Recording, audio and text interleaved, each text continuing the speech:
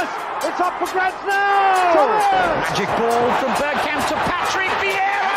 Oh, would you believe it? Oh, right, what a way to get it! Fabulous solo goal by Thierry Henry. Champions.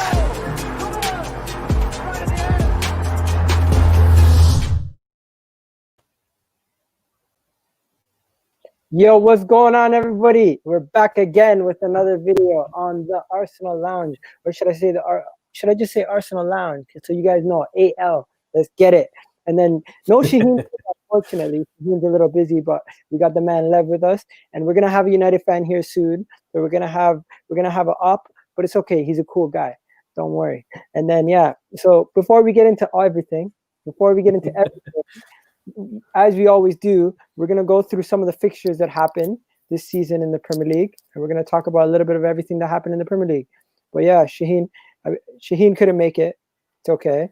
We're going to hold it down for you guys. Now, guys, in the comment section, tell us what you thought about this weekend's games, this weekend's match. Was it an Arteta Masterclass? Was it a situation where Thomas Partey and Elneny showed that they could be the new Patrick Vieira Petit? You know, I'm just joking, obviously. But yeah, I got the screen share for you, Lev, if you can see that. And then House. So yeah, Indiana, what's good? So yeah, if you guys don't know Indiana, he's a United fan, right? And he's not one of those United fans who are just going to be bashing the club. He backs his team, just like a fan should be. And you know what? Even in these kind of situations where you lose a game, you understand that sometimes the reasoning behind it and how things go. Oh, sorry. What happened there? Don't know. Do you want that? No. Just take it off. Yeah, it's fine. Okay. So yeah, we'll just talk about the games. So first things first, we've seen Palace. I'm just gonna run through some of the games, right? We've seen that Sheffield United gave City a problem. City ended up scoring 1-0. Burnley versus Chelsea 3-0. West Ham gave a big scare to Liverpool with their injury crisis, and then Jota stepped up, from Shaqiri pass, gets them the win off a 2-1 game, and then Everton lost another game. Aston Villa lost, so no more title challenge for Aston Villa and Everton. Everything comes back to normal.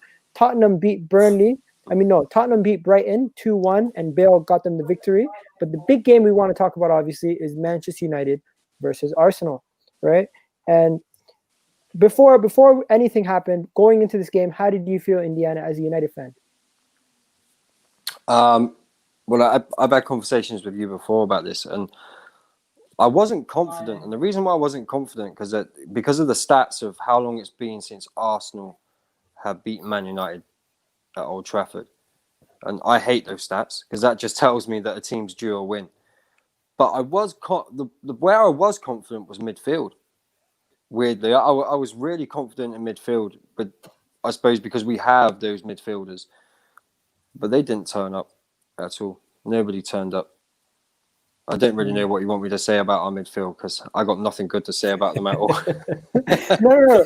You don't have to go into the game yet. Where were you as a fan going into this game? Were you confident? How did you feel going into it? I was hopeful. 100% honestly. I was hopeful. Like Man United, Arsenal. Us older fans, Man United, Arsenal means something to us. Like it's a big game. We all look for that game on the calendar. I was hopeful of a win, but I knew there was a chance we could lose that game. So that was a big ask for Man United to go through those 4 games. You know, PSG, Leipzig, Chelsea, Arsenal, and get 3 wins and a draw. That's a big. So I was hopeful, but still wary. Yeah, 100%. Now, what do you call it? The next thing I was going to talk about, going into the game, we first see the team lineups. We've seen how everyone's lined up. We lined up with the way we usually do in a 3-4-3 with the formation, and everyone was quite excited to see the way we lined up. And the most important thing was Mustafi was not playing for us. Mustafi was not playing. It was Holding, made a surprise appearance coming back. And you guys lined up similar to how you guys lined up last game versus Leipzig, but instead you put, Bruno instead of Van de Beek, correct? Everything else was the same? McTominay. Yeah. So McTominay instead of Van de Beek. No, Van de Beek. So it was McTominay and Bruno came in for Van der Beek and Matic. Okay, makes Those sense. were the two. They were the two changes in the diamond. Got it. Now going into the game, you would have felt confident about this lineup going into the game, but I know we spoke about this earlier, and you said you would have rather had Cavani playing. Yeah, the way I seen the game going was Arsenal sitting back and trying to hit us on the counter. And for me, Cavani has still got the best movement of any striker in the world. I think his movement is outstanding. Van der Beek's movement is great as well. So I thought we were going to see both of those starting the game. Look, I didn't expect to see Fred and McTominay starting the game. True. And on our end, the only real surprises was, one, we thought Pepe was going to play after he played well midweek on Thursday versus Dundalk. But yet again, Willian came in. It wasn't really a big shock, but Willian coming in, he stepped up this game. Rob Holding, obviously, I already spoke about it. Another thing is we've seen Elneny get in. Elneny, I'm going to jump to you, Lev. Elneny, Yeah. did he impress before the game? You weren't that impressed with Elneny. Before this game, paint the picture. What did you think about the midfield of Partey and Elneny before the game?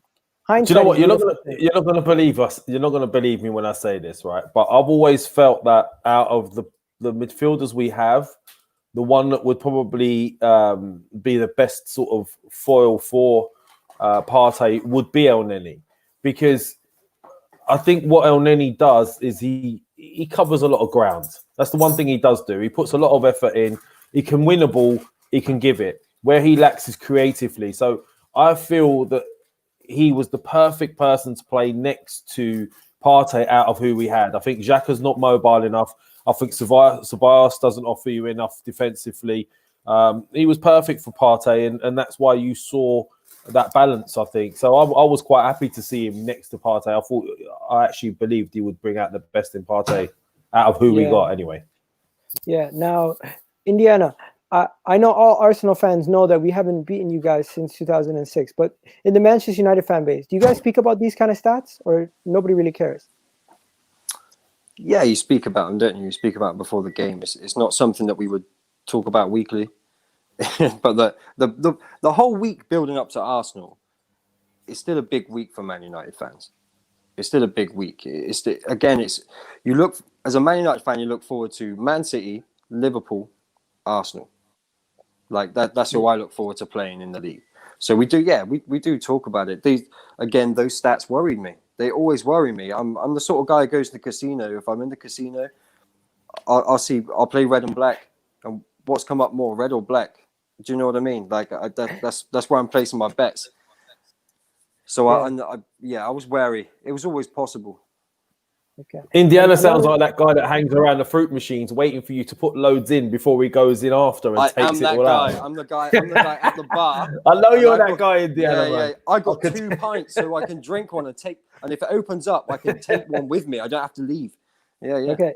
Now, getting into the game, immediately the referee did not give a red to anybody. But first, I felt like Holding got away with a foul on Pogba. And Gabriel got away with one early, but then the first booking was Fred. And ever since Fred got that first booking, the rest of the game, as a Manchester United fan, were you worried he was going to get a red? No, I was more worried about whether we could make more than 2 or 3 passes, to be honest. Like, that was the least of my worries.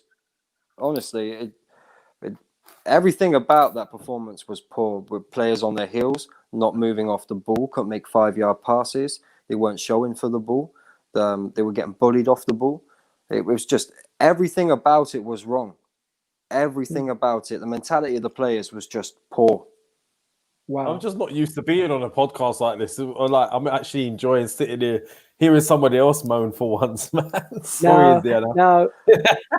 Listen, I like to think I'm critical when I need to be, but honest. You've been fair, man. You've been fair about my club, and if I see my players not playing to even half their potential, I have to speak about it because I'm annoyed.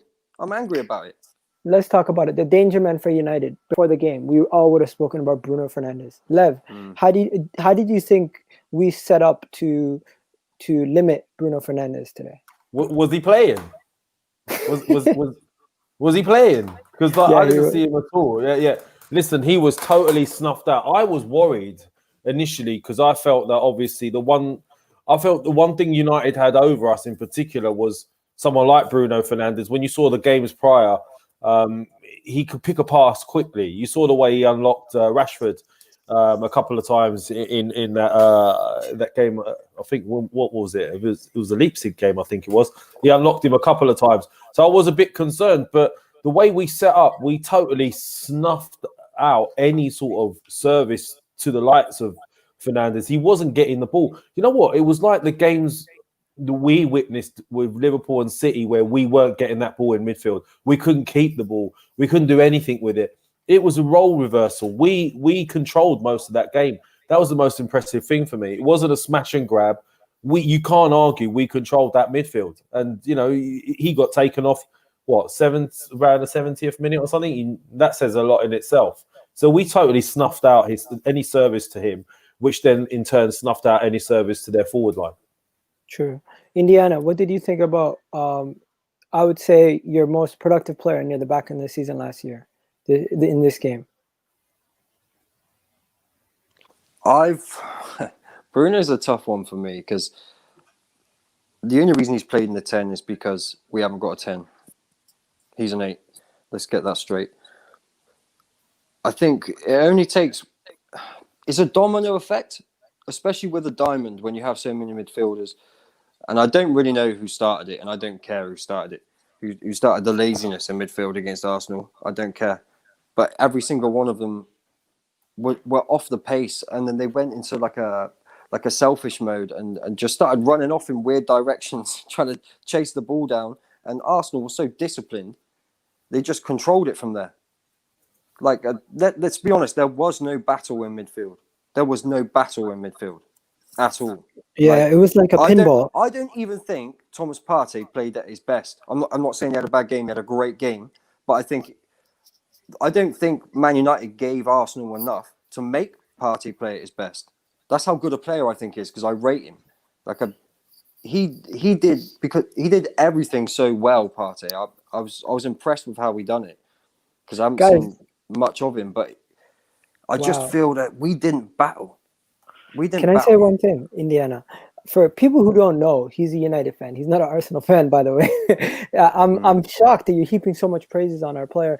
I understand that it was not the best of games for United, and Willian then goes and hits the crossbar in the first half. You should say by then we should easily have at least a goal by then, because Aubameyang had a chance, Lacazette had a chance, Saka's header. Now, as the game going into halftime, how did you feel as a United fan? Do you feel like you escaped conceding? Yeah, I did. I thought about 30 minutes in, Pogba had to come off.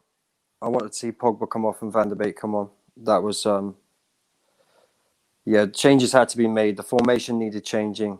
And I think actually, when we started the second half, I thought we looked like a different side for about 7 minutes until it all fell apart again. What can I say? I don't mean to laugh, man. What can I say? Yeah. Like, you're being really honest. De Gea didn't even really get tested. No. That would be, if I was an Arsenal fan, that would be my concern, would be that Man United played so badly. If that was Man United playing against Arsenal, the roles were reversed the way you played, I would expect my team to get, with Aubameyang, like a player like Aubameyang, I would have expected 3-4-0 maybe. Because I don't feel we played any better really than when we played Spurs, for instance. I feel that did Man United get lucky? Did we get lucky that it wasn't a higher scoreline? True. Now, we did win a penalty. Well deserved. Here, Indiana, I haven't said this to you yet, but I feel like Fred coming on was necessary. But when he came on and Matic came on, Matic does not have the legs to get back and help out as much. And what ended up happening was Pogba was asked to do more defensive work, which led to the error, which led to the clipping of Bellerin's ankle, which led to the penalty, which now leads to the penalty being scored by Pierre-Emerick Aubameyang. And now it's a 1-0 game, and we now have something to hold on to. At that point, what did you think? I thought that basically you can't ever ask Pogba to do any defensive job. That's not his game. Matic has never really done much in a single pivot. Even at Chelsea, he was in a double pivot in CDM. He is our only CDM. Like we have no 10s, we have one CDM. Everyone else is box to box. I was surprised. Where I will criticise Ollie is surprised that Pogba didn't come off and Greenwood stayed on. I'm surprised that Matic and McTominay were in there. I felt he kind of half went for it. It was neither one thing or the other. It was we're playing safe, but we're 1-0 down. But we brought Cavani on. It was just everything was all over the place in that game for me. True.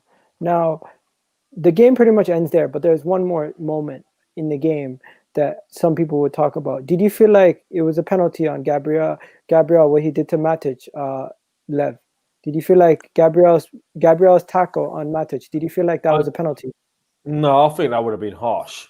I mean, it was a bit of a it was a risky challenge to make, but I think it would have been a very, very harsh penalty. Do you know what it is? It's one of those. If the ref calls it, VAR don't overturn it.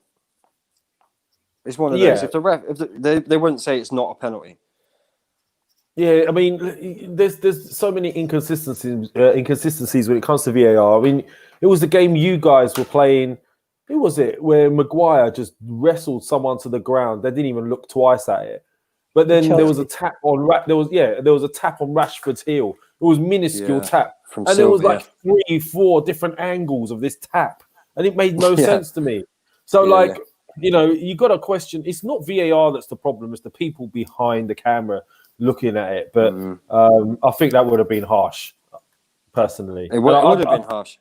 Yeah, and for once, I can actually say we deserved that game. It wasn't a smash and grab. That's the most impressive thing for me, is that we actually controlled a lot of the game. But Indiana hit the nail on the head for me. Is even in games that we're dominating at the moment, we lack that killer sort of edge in the final third. And we missed. You could say we missed one or two chances, but they weren't. Saka's one was gilt edge. He should have put that header away. But I mean, we got to be more ruthless, and I think we do lack a little bit in the final third still. Here's where stats lie to you, because I would say to you that we dominated from our goal to just outside your penalty box, Indiana. But when you look at the actual game stats, possession-wise, near the end, you guys ended up getting more possession. You ended up getting more shots. You ended up getting the same amount of shots on target. When it comes to corners and actual offside chances, you guys were offside more. Maybe it was because our offside trap worked, but also you guys got more corners because we were clearing the ball a lot near the end. And it just near the end, the statistics say the game balanced out. So the 1-0 doesn't. When you watch the game, you know that Arsenal deserved the win. But when it comes to the actual stats, looking at it right now, if you didn't watch the game, you'd probably say to yourself it was closer than it was. Yeah, I mean, Agal, you know me, I don't really care about stats. Yeah, I don't really care about them. I'm very much eye test with when it comes to viewing the game as a whole. What did you dominate for 90 minutes? I think no. Yes. 80, 85 minutes. The possession thing, it's easy to keep possession when you're knocking the ball between your CDM and your two centre backs and your wing backs. You or full backs. You can keep the ball like that. Arsenal are 1-0 up. Why would they press that? True, I completely agree. Now, grand scheme of things, going into this game, it was absolutely going to be a crisis if we lost, right? It was going to be a crisis. There was some big babies crying, saying Arteta is going to need to be sacked, this, that, if we lose this game. And there's on the other side, Oli. There's a lot of people saying Ole Gunnar Solskjaer. He went and he set up against a team with wing backs, and he chose to play a diamond. And the Oli out brigade are going crazy on their side. So it's like we spoke about this before, Indiana. Why is it that no matter what happens, you're always one loss away from a crisis when it comes for our fan bases? Firstly, these people saying this are the same people who were calling for the diamond before the game. Let's get that straight. Like, these are the same people doing that. I think maybe we got a spoilt fan base. They expect instant results, but I got news for you. We had the instant manager. We had Jose Mourinho, and the board didn't back him either. So what are you going to do? You're going to keep changing the manager every 2 years and start a rebuild every 2 years, back them in the first window, not back them in the second window. And then you have all these half-built squads, these half-built sides. But what about Chelsea? What about Chelsea's different. Chelsea's the exception to the rule, right? Because they get a new manager in, and then they spend big on the targets the manager wants. They get them in. That's the difference between Chelsea and Man United and Arsenal, because Man United and Arsenal are very similar like that. Like, I can't believe Arteta wants Pepe in there with his price tag, those wages. Ozil, I don't think he obviously doesn't want him in there on those wages. I don't even think he wants Aubameyang in there on those wages. I think he'd much rather have more funds and get the players that he needs. He wasn't backed fully in the window. Yeah, you got Partey, great signing. Gabriel, probably wanted a few more. Probably wanted a creative midfielder, a hard-working creative midfielder. Probably wanted another striker. I would say, managers do want a lot of things, but Chelsea get backed all the way through, so you can't compare them. Now, Lev, on the other hand, I'm gonna ask you this. You tell me, are we too reactionary? And do you understand why some people were saying Arteta's head might be on a pike if we would have lost? Do you know what? Right, I think it's just anyone who's asking for a manager's head so soon needs to ask serious questions of themselves as a fan, in my opinion, because you're not going to get a true reflection of what this guy can do in a couple of months. He's had to come in, and not only has he had to come in and change things around, he's had to change an ethos, a mentality within that team. That team was a weak mentality, had a weak mentality throughout. So he's had to change everything. He's had to change the ethos. He's had to change the squad. He's had to change the system. These things do not take like a couple of months. It's going to take a while. So you either accept that as a fan. Klopp took 5 or 6 years. I keep harping on about it. It took him 5 or 6 years to get it right. And how experienced is Klopp? And so anyone asking for his head right now, but it's true what you're saying. He's one bad result, maybe 2, away from everyone asking for his head again. And I just think it's ridiculous. And like Indiana said, I think as fans, the fan base that had that era when Wenger was winning everything to now, they have not experienced the Highbury days, the George Graham days, and this. They don't know about that. They've not lived real football. They've lived superstar, glossy package Sky Sports football. That's what they've lived.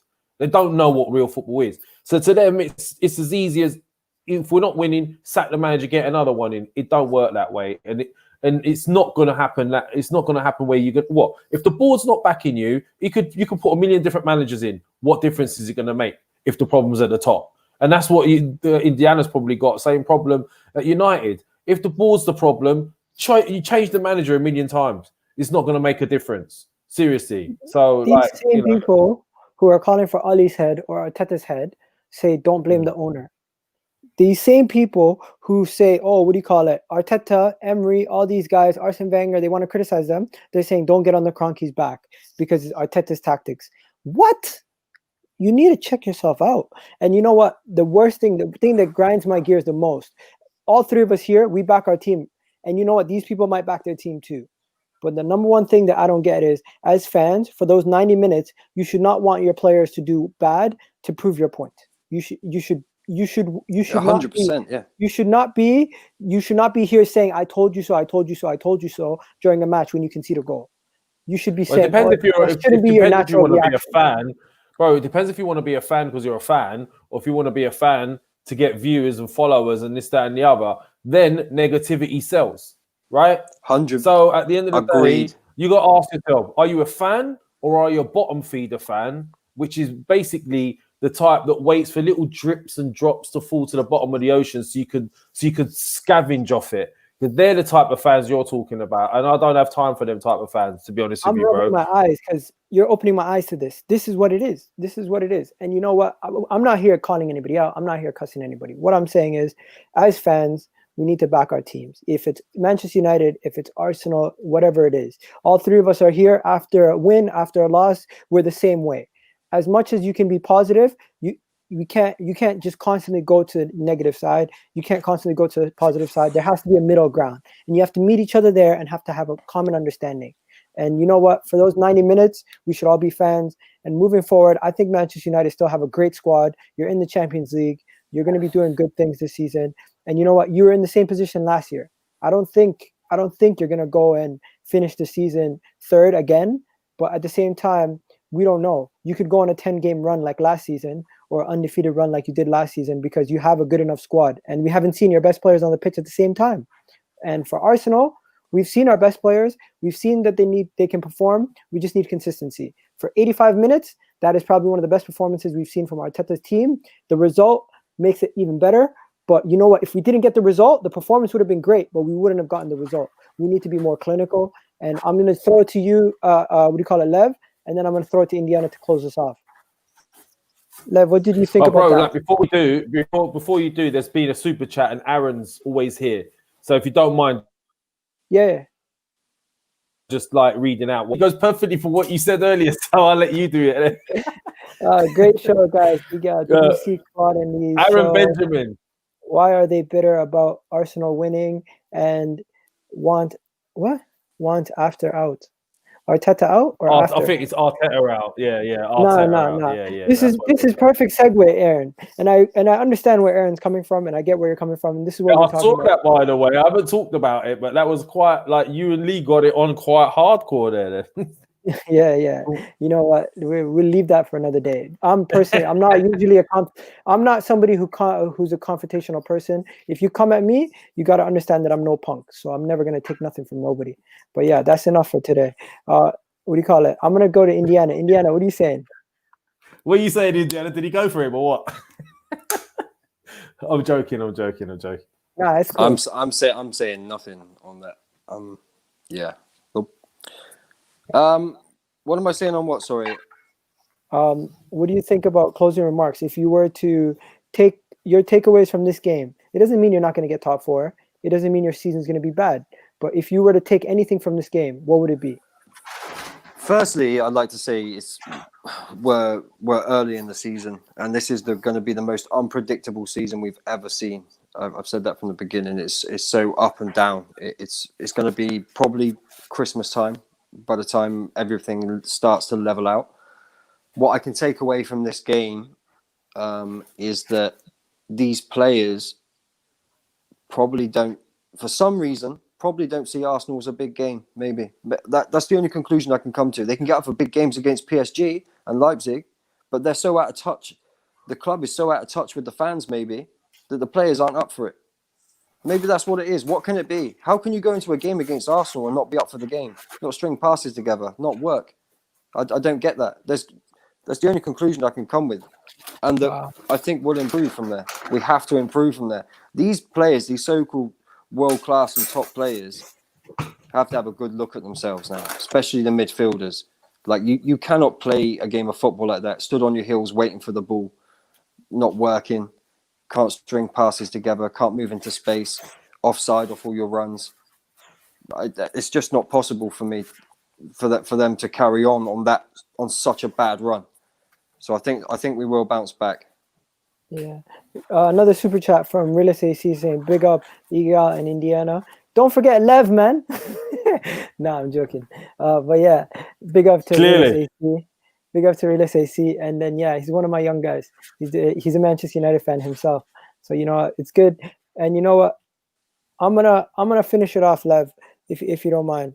I was gonna say, everyone, don't forget, subscribe to Arsenal Lounge. Check out the content on Arsenal Lounge. It's some great content. There's going to be all sorts of stuff. Turkish going to be on Wednesday. Graham's going to be back on Sundays. And obviously, you're going to catch me on Fridays from now on. I'm going to probably do more of a preview show rather than a reaction to the game. And hopefully we can win on Thursday. We didn't really touch upon our Thursday. And you guys got a game. When is it? Wednesday? So, yeah. Yep. So it's like back to Europa League for us, back to Champions League for you. So it just goes to show you it's not all bad. You still get to watch Wednesdays and Tuesday night football, where we have to struggle with Thursdays. It's hard to get yourself up for those Europa League games, man, in comparison to group stages of Champions League. I know, we had it last season. I know. Yeah. But yeah. And everyone in the comment section, if you're watching the playback or if you're watching live, thank you. And hit that subscribe button. If you haven't already subscribed, hit that, at least hit the like button. And even if you don't like the video, if you could just do us a favor and comment, tell us what you thought about the video, that'd be greatly appreciated. Lev, you can close it out, my friend. Okay, peace out, everyone. Thanks for coming, Indiana. Thanks for having me. Appreciate it.